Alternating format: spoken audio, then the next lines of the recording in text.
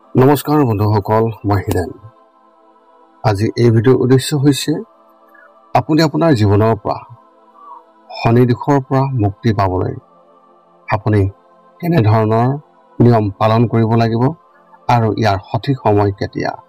শাওণ মাহটো শনিদেৱৰ নকাৰাত্মক দৃষ্টিৰ পৰা ৰক্ষা পাবলৈ আটাইতকৈ শুভ সময় বুলি এই শাওণ মাহতেই শনিৰ দোষ আঁতৰাবলৈ আপুনি সঠিক সময় লাভ কৰে আৰু ইয়াত আপুনি কেনেধৰণৰ কাম কৰিব লাগিব তাৰ সম্পূৰ্ণ তথ্য আপোনালোকক আগবঢ়োৱাৰ উদ্দেশ্যে এই ভিডিঅ'টো আপোনালোকলৈ আগবঢ়ালোঁ। প্ৰথমে মোৰ এই চেনেলটো ছাবস্ক্ৰাইব কৰি থ'ব যাতে মোৰ পিছৰ ভিডিঅ'বিলাক আপোনালোকে সহজে লাভ কৰিব পাৰে। লগতে মোৰ ভিডিঅ'টো ভাল লাগে তেন্তে লাইক শ্বেয়াৰ কমেণ্ট কৰিব আৰু চেনেলটো ছাবস্ক্ৰাইব কৰি থ'ব। আজি এই ভিডিঅ'ৰ উদ্দেশ্য হৈছে আপুনি শনি দোষৰ পৰা মুক্তি পাবলৈ এই শাওণ মাহত আপুনি কেনেধৰণৰ নিয়ম অৱলম্বন কৰিব লাগিব। ভগৱান শিৱক পূজা কৰিবলৈ শাওণ মাহটো উত্তম সময়, কিন্তু শনিদেৱৰ দোষ দূৰ কৰাৰ বাবেও এই সময় অত্যন্ত ফলপ্ৰসূ বুলি গণ্য কৰা হয়। শাস্ত্ৰমতে শনিদেৱ শিৱৰ পৰম ভক্ত আৰু শনিদেৱ নিজেই শাওণত শিৱৰ প্ৰতি সঁচা ভক্তি কৰি সন্তুষ্ট হয়। যদি আপুনি শনি মহাদশা, সাড়ে সতী, ঢৈয়া বা যিকোনো ধৰণৰ শনিদেৱৰ পীড়িতত ভুগি আছে তেন্তে এই চাৰিটা কাম সাৱধানে কৰক। এইবোৰে শনিৰ সমস্যা আঁতৰাই পেলোৱাই নহয়, জীৱনৰ স্থিৰতা, সফলতা আৰু শান্তিও দিয়ে।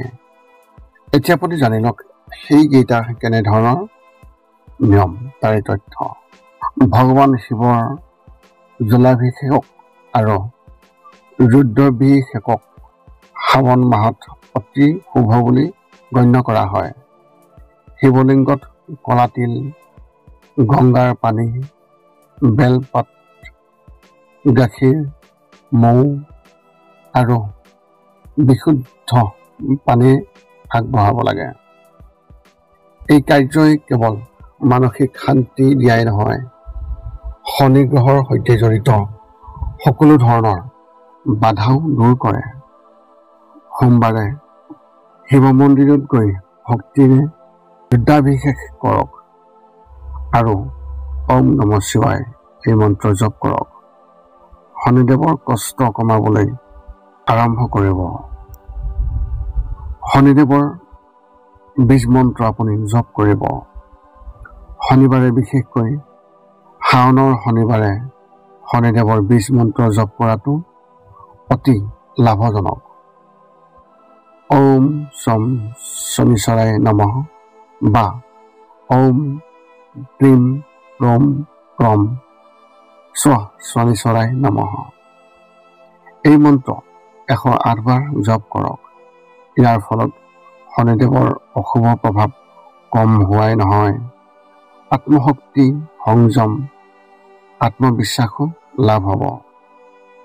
এই সময়ছোৱাত এই মন্ত্ৰ জপ কৰাত অত্যন্ত ফলপ্ৰসূ বুলি গণ্য কৰা হয়, কিয়নো শাওণৰ শক্তি যি প্ৰভাৱ, সেই প্ৰভাৱত আধ্যাত্মিক কাম কাজ অধিক ফলপ্ৰসূ। কলা তিল আৰু সৰিয়হৰ তেল দান কৰক। শনিদেৱক সন্তুষ্ট কৰাৰ আটাইতকৈ সহজ পদ্ধতি হ'ল দান কৰা। বিশেষকৈ যদি আপুনি কলা কাপোৰ, চেণ্ডেল, সৰিয়হৰ তেল, কলা তিল আদি দান কৰে। এই শাওণত প্ৰতিটো শনিবাৰে কোনো আৰ্তজন, বৃদ্ধ বা শ্ৰমিকক এই সামগ্ৰী দান কৰক। এই কাৰ্যই আপোনাৰ শনি কুণ্ডলীৰ সৈতে জড়িত দোষসমূহ শান্ত কৰিব আৰু ধনৰ সৈতে জড়িত বাধাসমূহো দূৰ কৰিব। শনিৰ ন্যায়পৰায়ণ স্বভাৱৰ ভাৰসাম্য ৰক্ষা কৰা এক শুভ উপায়। দোষী আৰু শ্ৰমিকক আপুনি দান কৰক। শনিদেৱ ন্যায় দেৱতা আৰু লগতে কৰ্মৰ ফল দিয়া দেৱ। শনিদেৱে কেৱল নিস্বাৰ্থভাৱে দুখীয়া আৰু আৰ্তজনৰ সেৱা কৰা সকলকহে আশীৰ্বাদ দিয়ে। এই শাওণ মাহত বিশেষকৈ শনিদেৱে খোৱা বোৱা, কাপোৰ পিন্ধা বা সহায় কৰা শ্ৰমিক, বৃদ্ধ, অন্ধ, অসহায়ক শনিৰ বাবে অতি প্ৰিয়। এই সেৱাই শনিদেৱক সন্তুষ্ট কৰাই নহয়, গুণ আৰু আধ্যাত্মিক সন্তুষ্টিও দিয়ে। এই প্ৰতিকাৰ আটাইতকৈ সহজ কিন্তু আটাইতকৈ ফলপ্ৰসূ। শনিদেৱৰ যি গুৰুত্ব এই শাওণ মাহত তাৰ বিষয়ে অলপ তথ্য। বিশেষকৈ শাওণ মাহত শনিদেৱৰ গুৰুত্ব বাঢ়ি যায়, কাৰণ এই মাহটো শিৱৰ লগতে শনি মহাৰাজক পূজা কৰাৰ বাবে শনি ভগৱানক পূজা কৰাৰ বাবে অত্যন্ত শুভ সময় বুলি গণ্য কৰা হয়। শনিদেৱ কৰ্মৰ দাতা আৰু ন্যায়ৰ দেৱতা হিচাপে পৰিচিত, আৰু তেওঁক সন্তুষ্ট কৰাৰ বাবে শাওণ মাহটোৱেই উত্তম সুযোগ। শনিৰ লগত জড়িত দোষবোৰ শান্ত কৰিবলৈ, জীৱনৰ স্থিৰতা আৰু সফলতা আনিবলৈ এই সময় অত্যন্ত আদৰ্শ। উপসংহাৰ হিচাপে এই শাওণ মাহটো কেৱল শিৱ পূজাৰ সময় নহয়, কৰ্ম শুদ্ধিকৰণ বা গ্ৰহ শান্তিৰ বাবেও এক বৃহৎ সংযোগ।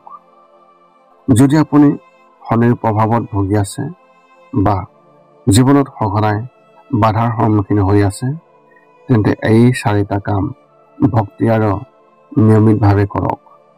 শনিদেৱ সুখী হ'ব, আপোনাৰ সমস্যাবোৰ বন্ধ কৰি দিব আৰু আপোনাৰ জীৱনলৈ স্থিৰতা, ধন সম্পত্তি আৰু নিশ্চিন্ততা আনিব। যদি আপুনি আপোনাৰ কুণ্ডলী পৰীক্ষা কৰিব বিচাৰে, তেন্তে আপুনি এই ভিডিঅ' ডেছক্ৰিপশ্যনত ইয়াৰ যোগাযোগ নম্বৰ আছে, তাত আপোনালোকে যোগাযোগ কৰি আপুনি আপোনাৰ সমস্যা সমাধানৰ তথ্য লাভ কৰিব পাৰে। যদি আপোনাৰ মনত এতিয়াও জ্যোতিষ সম্বন্ধীয় কিবা প্ৰশ্ন আছে, তেন্তে আপুনি আমাক এই ভিডিঅ'ৰ তলত কমেণ্ট কৰি অৱগত কৰক আপোনাৰ প্ৰশ্ন, আৰু আমি আপোনালোকৰ প্ৰশ্নৰ উত্তৰ দিবলৈ আমি সকলো সময়তে সাজু থাকোঁ। যদি মোৰ ভিডিঅ'টো ভাল লাগিল, তেন্তে লাইক, শ্বেয়াৰ, কমেণ্ট কৰিব, চেনেলটো ছাবস্ক্ৰাইব কৰি থ'ব, যাতে পুনৰ অন্য এটা ভিডিঅ'ৰ জৰিয়তে আপোনালোকৰ লগত সম্পৰ্ক ৰাখিব পাৰোঁ। পুনৰ লগ পাম অন্য এটা ভিডিঅ'ত। আজিলৈ ধন্যবাদ।